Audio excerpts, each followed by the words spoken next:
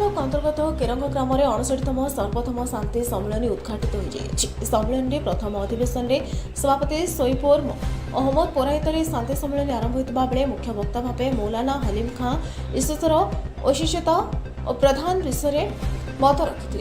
सम्मानित अतिथि भाव स्कूल मुख्य आयोजक गिरीश कुमार महापात्र जोगदे मानवर क्रमागत विकास और समृद्धि उपर टिप्पणी रखिते।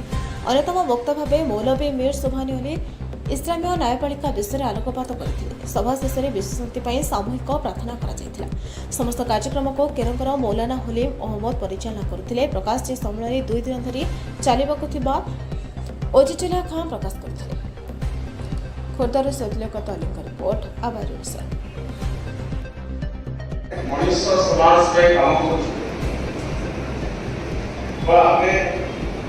मनुष्य समाज साधारण लोक अधिकार लड़े समाज आम आगे जानी समस्त समान से मुस्लिम नुह हिंदू नुह बुद्ध नुह आम समस्ते मानव जातिर जड़े जड़े सदस्य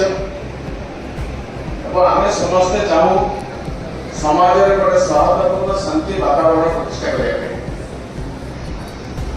भारतवर्ष जिते मुझे इतिहास छात्र भारतवर्ष जिते मुस्लिम माने आसिले रहा बासस्थान मैंने बसवास कर आरंभ कले से मेडिवल पीरियड रे केमिति हिंदू मुस्लिम